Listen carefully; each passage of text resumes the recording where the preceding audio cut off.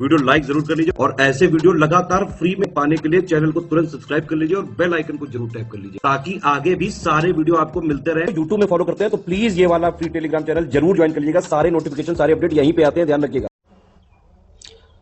SCS daily quiz के अंदर हम लगातार वीडियोस देख रहे हैं, तो उसी क्रम में आज 8 फरवरी के क्वेश्चंस को देखेंगे इस वीडियो में। तो शुरू करते हैं। पहला प्रश्न हमारा है कि महिला उद्यमिता दिवस प्रतिवर्ष कब मनाया जाता है। ठीक है, वुमेन एंटरप्रेन्योरशिप डे। तो महिलाओं की उद्यमिता से संवर्धन और इन सब चीज़ों को बढ़ावा देने के लिए यहाँ पे 19 नवंबर को इस डे के रूप में मनाया जाता है। निम्न में से कौन फारसी, अरबी और तुर्की के साथ ही संस्कृत, हिंदी और राजस्थानी के प्रख्यात विद्वान थे। ठीक, तो ये सारी जितनी भी भाषाएं यहाँ पे लिखी हुई हैं, इन सब के एक कह लीजिए एमिनेंट स्कॉलर रहे अब्दुल रहीम खान खाना। ठीक, जो अकबर के कोर्ट में नौरत्न थे। ठीक है, ये उनमें से शामिल थे। तो अकबर के टाइम पीरियड पे ही ये रहे और इन सब चीज़ों के प्रखंड विद्वान थे। तो ऑप्शन हमारा डी करेक्ट हो जाएगा। बाल गंगाधर तिलक द्वारा संपादित कौन सा समाचार पत्र ब्रिटिश शासन के सबसे कटु आलोचकों में से एक था। ठीक है, तो ब्रिटिश रूल के खिलाफ यहाँ पे कई सारे पत्र और पत्रिकाएं, न्यूज़पेपर शुरू किए गए थे। तो उसी में एक ये भी था, केसरी। ठीक, ऑप्शन हमारा सी करेक्ट हो जाएगा। इसकी स्थापना मतलब जो हुई 1881 में। ठीक, और एक ये भी चीज़ पूछी जाती है कि किस लैंग्वेज में था ये। ठीक है, तो मराठी भाषा में था। अगला है कि ओडिशा में गजपति साम्राज्य की स्थापना निम्न में से किस वर्ष में हुई थी। ठीक है, तो एक काफ़ी पुराना साम्राज्य था यहाँ पर 1435 में। ठीक, इसकी स्थापना की गई थी ओडिशा के क्षेत्र में। ऑप्शन हमारा डी जो है ये करेक्ट होगा। 2021 में G20 सम्मेलन की मेज़बानी निम्न में से किस देश ने की थी। ठीक है, तो लास्ट ईयर जो ये होस्ट किया था G20 समिट को इटली ने। निम्न में से कौन सी मानव पूंजी नहीं है। ठीक है, ह्यूमन कैपिटल अगर हम देखें तो मानव के संदर्भ में जो मानव पूंजी मानी जाती हैं चीज़ें, वो होती है एजुकेशन, हेल्थ केयर और मनुष्यों की किसी चीज़ या उनके एजुकेशन के लिए ट्रेनिंग। ठीक है, यहाँ पे जो भूमि है ये मानव पूंजी नहीं है। निम्नलिखित में से किस टाइगर रिजर्व को जुलाई 2021 में संरक्षण सुनिश्चित बाघ मानक, ठीक है, कंजर्वेशन एश्योर्ड टाइगर स्टैंडर्ड्स का दर्जा प्रदान किया गया। ठीक है, तो यहाँ पे ये शुरू किया गया है एक मानक जो NTCA है, नेशनल टाइगर कंजर्वेशन अथॉरिटी, उनके द्वारा। ठीक है, तो यहाँ पे कुछ जो हमारे बाघ टाइगर रिजर्व्स हैं उनको ये मानक दिया गया है। तो इसमें जो यहाँ पे ऑप्शंस में देखें तो ये मुदुमलाई टाइगर रिजर्व जो हमारा तमिलनाडु का है इसको मिला था। ठीक, इसकी एक बार लिस्ट जो है पूरी देख लें। भारतीय संविधान की किस अनुसूची को 1951 के प्रथम संवैधानिक संशोधन अधिनियम द्वारा जोड़ा गया था। ठीक है, तो जो कॉन्स्टिट्यूशन में हमारा फर्स्ट अमेंडमेंट हुआ है उसके द्वारा, चूंकि हमारे ओरिजिनल कॉन्स्टिट्यूशन में सिर्फ 8 अनुसूचियाँ थी, तो यहाँ पे 9वीं अनुसूची जो है इस अमेंडमेंट से जोड़ी गई। तो हमारा ऑप्शन ए करेक्ट हो जाएगा। और वर्तमान में जो है टोटल 12 अनुसूचियाँ हैं। वनों, झीलों, नदियों और वन्य जीव सहित प्राकृतिक पर्यावरण की रक्षा करना और उनमें सुधार करना, ठीक है, इनमें से क्या है। तो ये प्रोविज़न जो दिया हुआ है यहाँ पे, ये है हमारा मौलिक कर्तव्य यानी कि फंडामेंटल ड्यूटी। अब जो हमारा पार्ट 4A है कॉन्स्टिट्यूशन का, उसके 51A आर्टिकल उसमें एक ही है, तो उसका जो सेक्शन G है, ठीक है, वहाँ पे ये चीज़ें लिखी हुई हैं। तो टोटल जैसे हमारे 11 फंडामेंटल ड्यूटीज़ हैं, जिसकी लिस्ट आप एक बार ज़रूर देखिएगा। कितने टाइगर रिजर्व को जुलाई 2021 में संरक्षण सुनिश्चित बाघ मानक का दर्जा प्रदान किया गया था। ठीक है, तो अभी हमने जैसे ऊपर देखा था मुदुमलाई को जो मिला था। ठीक, तो यहाँ पे हमने बताया था आपको कि इसमें कई सारे टाइगर रिजर्व थे, तो इनकी टोटल संख्या जो थी 14 थी। ठीक, इसकी सूची एक बार आप सर्च करके जरूर देख लीजिएगा। निम्न में से कौन सा तलवार नृत्य कुमाऊनी जनजाति की युद्ध कला परंपरा को चित्रित करता है। ठीक, तो कुमायूनी ट्राइब जो इधर हमारे हिली एरियाज़ उत्तराखंड के रीजन में जैसे पाई जाती है, तो उनका एक मार्शल आर्ट है जो एक तलवार के साथ किया जाता है। ठीक, तो ये है हमारा चोलिया। ठीक, ऑप्शन हमारा डी करेक्ट हो जाएगा। तो ट्राइब और ये जो डांस है इसका नाम ध्यान रखें। हड़प्पा स्थल इनमें से कौन सा है जिसमें हल रेखाओं के निशान खोजे गए थे। ठीक है, तो ये यहाँ मिले थे हमें राजस्थान के अंदर कालीबंगा में। ठीक, मोतीलाल नेहरू की अध्यक्षता में भारतीय संविधान के मसौदे को तैयार करने के लिए किस वर्ष में समिति का गठन किया गया था। ठीक है, तो यहाँ पे एक कमेटी गठित की गई थी मोतीलाल नेहरू जी की अध्यक्षता में 1928 में। ठीक, भारतीय संविधान के निम्न में से किस अनुच्छेद के अंतर्गत किसी राज्य के राज्यपाल को राष्ट्रपति द्वारा अपने हस्ताक्षर और मुहर सहित अधिपत्र द्वारा नियुक्त किया जाता है? ठीक है, तो जो गवर्नर की अपॉइंटमेंट होती है स्टेट्स के अंदर, तो प्रेसिडेंट के द्वारा उनके warrant under his hand and seal के द्वारा जो होती है प्रोविजन है, ये हमारा दिया हुआ है अनुच्छेद 155 के अंदर। ठीक,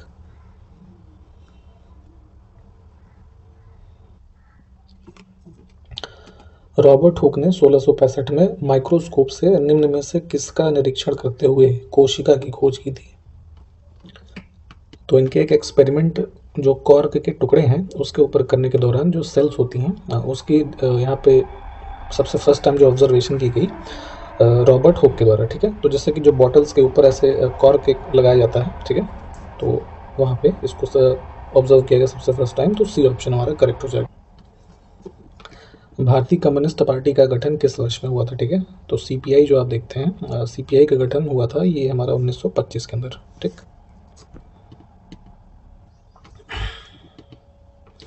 निम्न में से कौन सी भारत में बैंकों द्वारा अपने ग्राहकों को प्रदान की जाने वाली सेवा नहीं है? ठीक है, तो बेसिकली बैंकिंग से रिलेटेड टर्म्स कौन से इसमें जो है वो संबंधित है और कौन सा नहीं है ये बताना है। ठीक, तो बैंक्स जो हमें एनईएफटी की सुविधा प्रदान करते हैं, ठीक है, इलेक्ट्रॉनिक फंड ट्रांसफ़र जो होता है, फिर आरटीजीएस होता है जिसमें रियल टाइम ग्रॉस सेटलमेंट होता है। ठीक है, यूआरएल है तो ये इंटरनेट से संबंधित है, बेसिकली ये वाला हमारा ऑड हो जाएगा, है ना, ये रिसोर्स लोकेटर के लिए यूज़ करते हैं हम यहाँ पे।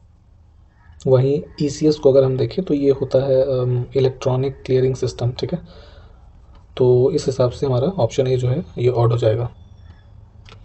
किसी जीव के आधार युग्म अनुक्रम में परिवर्तन की प्रक्रिया क्या कहलाती है? ठीक है, तो जैसे हमारे जीन्स वगैरह हैं जैसे, है ना, तो जो बेस पेयर सीक्वेंस है अगर उसमें कोई चेंज होता है, ठीक, तो इस क्रिया को म्यूटेशन बोलते हैं, यानी कि उत्परिवर्तन। अरुणाचल प्रदेश राज्य की सबसे ऊंची चोटी इनमें से कौन सी है? ठीक है, तो जैसे हाईएस्ट पीक अगर हम देखें अरुणाचल प्रदेश में, तो जो हमारा क्या जैसे वेस्टर्न अरुणाचल, आई गेस एक बार मैप में फ़िलहाल कंफर्म कर लीजिएगा, तो ये है हमारा कोंगटो। ठीक है, इसकी हाइट है ऑलमोस्ट 7100 मीटर के आसपास। ठीक, तो ये अरुणाचल प्रदेश की सबसे हाईएस्ट पीक है। इसको मैप में इसकी डायरेक्शन आप एक बार लोकेट कर सकते हैं। फिलहाल हमारा बी ऑप्शन करेक्ट हो जाएगा। अगला है हुंडरू जलप्रपात किस नदी पर है? ठीक, तो हुंडरू वाटरफॉल्स जो है ये सुवर्णरेखा नदी पे है, ऑप्शन हमारा ए करेक्ट हो जाएगा। चक्रवात अम्फान भारत में कब आया था? ठीक है, तो जैसे अलग अलग साइक्लोन्स जैसे आते रहते हैं हमारे कोस्टल रीजन्स में, तो अम्फान जो आया था ये जैसे हमारा जो इधर ईस्टर्न कोस्ट है ये उड़ीसा वेस्ट बंगाल वाला, ठीक है, तो यहाँ के रीजन में इसने हिट किया था 2020 में। ठीक, ऑप्शन हमारा बी करेक्ट हो जाएगा। निम्नलिखित में से क्या खाद्य और जल प्रदूषण का कारण नहीं है? ठीक है, तो हमें कॉज बताना है कौन सा नहीं है फूड और वाटर पोल्यूशन का। ठीक, तो इम्प्रॉपर स्टोरेज अगर होगा खाद्य पदार्थों का अनुचित भंडारण, तो ये बिल्कुल उसको पल्यूट करेगा, वाटर को भी और जो है हमारे खाद्य को। कारखानों से निकला रासायनिक अपवाह, ठीक, तो ये भी बिल्कुल जैसे वाटर वगैरह में जाता है तो उसको पल्यूट करता है। फिर है कि infectious organism present in the environment, ठीक है, तो उससे भी जो हमारे खाद्य जो सामग्री है उसको नुकसान पहुंचाते हैं, पानी भी इन्फेक्ट होता है उनसे। फिर ये वाला जो है ये एक कॉज नहीं है, आवारा जानवरों द्वारा काटना, है ना, तो ये ऐसी कोई घटना इन दोनों चीज़ों से संबंधित नहीं है। पिता की संपत्ति में पुत्रियों को समान अधिकार देने के लिए हिंदू उत्तराधिकार अधिनियम 1956 किस वर्ष में संशोधित किया गया था? ठीक है, तो जो हिंदू सक्सेशन एक्ट है 1956 में ओरिजिनली यहाँ पे इनेक्ट किया गया, बाद में उसको जो एंसेस्ट्रल प्रॉपर्टी है तो उसमें पुत्रियों को यानी कि जो गर्ल चाइल्ड्स हैं, डॉटर्स हैं, उनको भी फादर की प्रॉपर्टी में इक्वल हिस्सा देने के लिए इसको अमेंड किया गया एक्ट को 2005 में।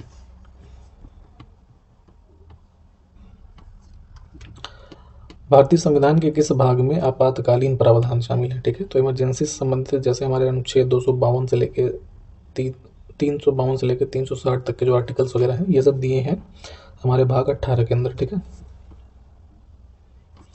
तो डी करेक्ट हो जाएगा। सूचना का अधिकार अधिनियम 2005 जो है निम्न में से किस पे लागू नहीं होता है? ठीक, तो आरटीआई जो है हमारा अगर देखेंगे तो प्राइवेट अथॉरिटीज़ के ऊपर एप्लीकेबल नहीं है। ठीक, बाकी के जो 3 यहाँ पे हैं इन पे एप्लीकेबल होता है, तो ऑप्शन हमारा ए करेक्ट हो जाएगा।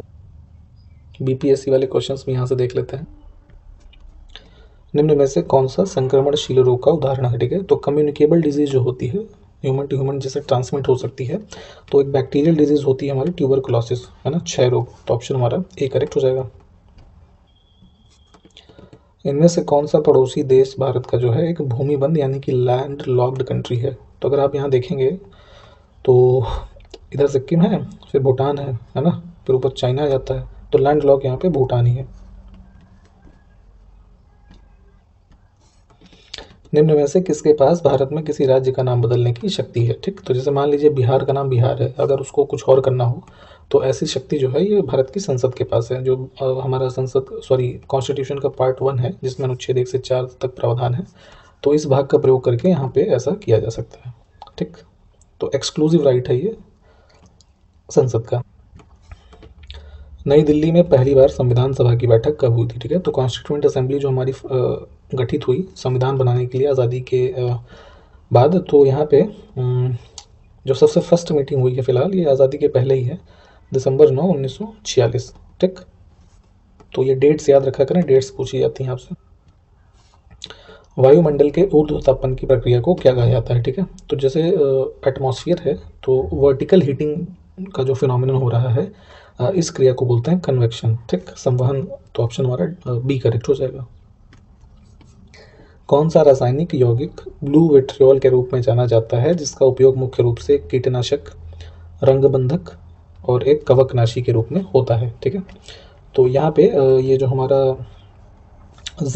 कॉपर सल्फेट होता है, ठीक, इसको ब्लू विट्रियोल के रूप में भी जानते हैं और इन सब प्रयोजकों में यूज़ होता है, तो बी जो है ये करेक्ट हो जाएगा। राष्ट्रीय बाल अधिकार संरक्षण आयोग में 6 सदस्य होंगे जिनमें से कम कितनी महिलाएं होंगी? ठीक है, तो जो national commission for protection of child rights है, तो इसमें out of the 6 members at least जो हैं 2 फीमेल होनी चाहिए यानी कि वुमेन होनी चाहिए।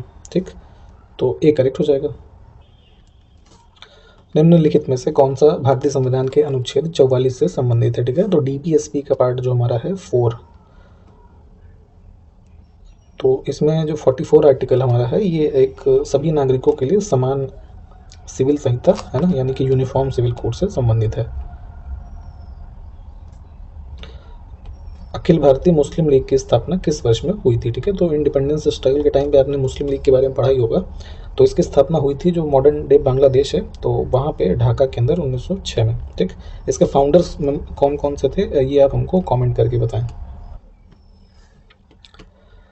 राष्ट्रीय मानवाधिकार आयोग के सदस्य की सेवानिवृत्ति की आयु कितनी होती है? ठीक है, तो जो नेशनल ह्यूमन राइट्स कमीशन है, ठीक, 1993 में गठित हुआ था ये, तो यहाँ पे अगर हम देखेंगे तो जो इनके मेंबर्स की रिटायरमेंट एज है, तो ये कंडीशन ये है कि जब तक उन्होंने 70 साल की उम्र जो है पूरी ना कर ली हो तब तक वो सेवानिवृत्त नहीं होंगे। ठीक है, तो ये कंडीशन है, तो चूंकि यहाँ दिए हुए ऑप्शंस में ये है नहीं, तो ई ऑप्शन को चूज करेंगे हम।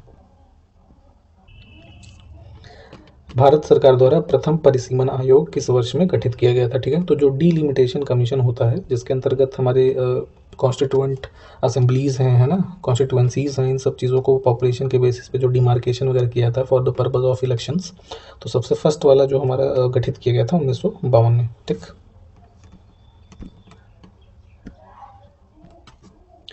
अगला देखिए कि कैक्टस जो होता है किस प्रकार के पौधे का उदाहरण है? ठीक है, तो रेगिस्तानी जो हमारी भूमि वगैरह होती है वहाँ पे आपने देखा होगा कि ऐसे कांटेदार वृक्ष होते हैं जो कैक्टस उसको बोला जाता है।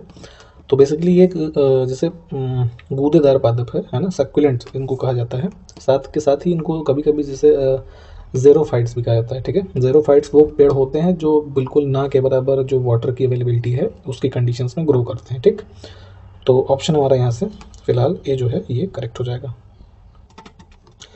अगला देखिए कि हम्पी को किस वर्ष में यूनेस्को द्वारा विश्व विरासत स्थल घोषित किया गया? ठीक है, तो वर्ल्ड हेरिटेज साइट्स होती हैं जैसे यूनेस्को के अंदर, तो हम्पी जो कि कर्नाटक में है, तो ये हम्पी ग्रुप ऑफ मॉन्यूमेंट्स यहाँ पे रिकॉग्नाइज किए गए थे हमारा यूनेस्को के अंदर।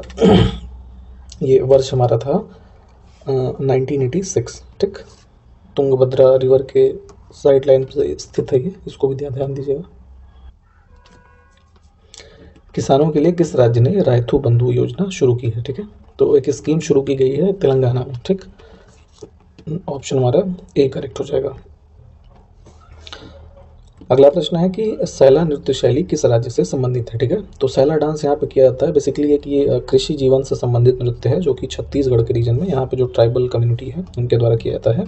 और इस नृत्य में एक विशेष बात यह है कि जो सिर्फ मेल डांसर्स होते हैं यानी कि पुरुष नृत्यक है ना, वो ही इसको करते हैं। तो ऑप्शन हमारा ए जो है करेक्ट था इसमें। एक वर्ड डॉक्यूमेंट में Ctrl+Z है ना, यहाँ ए गलत लिख गया है थोड़ा सा उसको। तो Ctrl+Z कमांड का जो उपयोग है या फिर ये किस चीज़ का शॉर्टकट है। तो मान लीजिए जैसे किसी वर्ड डॉक्यूमेंट में आपने कोई एक लाइन लिखी है ना ABCD, अब उसको आपने डिलीट कर दिया, ठीक। तो Ctrl+Z प्रेस करेंगे तो ये जो लाइन है दोबारा वापस आ जाएगी, वहाँ पे लिख जाएगी। तो पिछली क्रिया को पूर्ववत यानी कि अंडू करने के लिए हम Ctrl+Z का उपयोग करते हैं। मोरारजी देसाई सरकार ने किस वर्ष में बीपी मंडल की अध्यक्षता में द्वितीय पिछड़ा वर्ग आयोग की नियुक्ति की, ठीक है। तो सेकंड बैकवर्ड क्लासेस कमीशन है यहाँ पे बीपी मंडल जो बिहार के पूर्व मुख्यमंत्री रहे थे उनकी अध्यक्षता में एक कमीशन बनाया गया जिन्होंने, तो ये 1979 में बनाया गया था। 1980 में इन्होंने अपनी रिपोर्ट जो है दी थी जिसके अंतर्गत ओबीसी के लिए 27% आरक्षण का जो है प्रावधान भी किया गया था। अगला है कि निम्न में से किस मंत्रालय ने निर्यात योजना के लिए व्यापार अवसंरचना का शुभारंभ किया है, ठीक है। तो इंग्लिश में यहाँ देख लीजिए कि trade infrastructure for export scheme, जिसको इंग्लिश में टाइस कहा जा रहा है यहाँ पे। तो ये यहाँ पे योजना लॉन्च की गई थी वाणिज्य मंत्रालय के द्वारा। 2011 की जनगणना के अनुसार भारत में किस जिले में सबसे अधिक जनसंख्या घनत्व है, ठीक है। पॉपुलेशन डेंसिटी की अगर हम बात करें तो सबसे घनी आबादी जो है अगर किसी जिले वाइज देखना है हमें भारत के अंदर तो ये नॉर्थ ईस्ट दिल्ली का पार्ट है, ठीक। ऑप्शन हमारा सी करेक्ट हो जाएगा। भारतीय संविधान की निम्न में से किस अनुसूची में राज्यों के नाम और उनके क्षेत्रीय सीमा का उल्लेख किया गया है, ठीक है। तो हमारा जो नेम ऑफ स्टेट्स हैं उनकी टेरिटोरियल एक्सटेंट है, ये सब मेंशन है हमारे फर्स्ट शेड्यूल में, ठीक।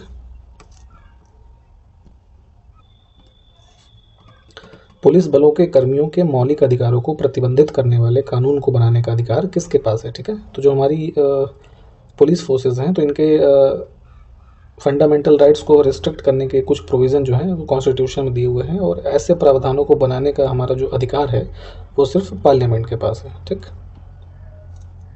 तो सी ऑप्शन करेक्ट होगा। कंफ्यूज मत होइएगा क्योंकि जो हमारा पुलिस है वो स्टेट लिस्ट का सब्जेक्ट है, परंतु यहाँ पे जो रेस्ट्रिक्ट वाला प्रावधान है ये उस संसद के पास है। भारतीय संविधान का निम्न में से कौन सा अनुच्छेद सर्वोच्च न्यायालय की आरंभिक अधिकारिता यानी कि जो इंग्लिश में देख लीजिए ओरिजिनल ज्यूरिसडिक्शन है उससे संबंधित है, ठीक है। तो ओरिजिनल ज्यूरिसडिक्शन जैसे मान लीजिए किन्हीं दो स्टेट्स के बीच में कोई मामला है तो इन सब मामलों की सुनवाई जैसे जो है वो हमारा ओरिजिनल ज्यूरिसडिक्शन के अंदर काउंट होती है, ठीक। तो ये वाला प्रावधान फिलहाल हमारा जो संविधान के अंदर है वो अनुच्छेद 131 में है।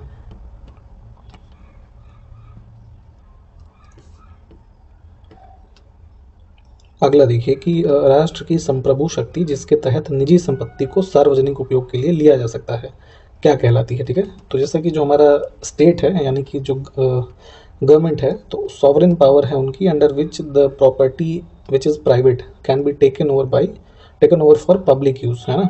तो ऐसा प्रावधान जो कहा जाता है कि टर्म इसके लिए यूज़ होता है पावर ऑफ एमिनेंट डोमेन यानी कि प्रख्यात डोमेन की शक्ति, ठीक है, कि वो एक्सक्लूसिव राइट है, एमिनेंट डोमेन है उनका इस चीज़ को करने के लिए। तो बी ऑप्शन हमारा इसमें करेक्ट होगा और इसी प्रश्न के साथ वीडियो समाप्त करते हैं। नमस्कार, जय हिंद।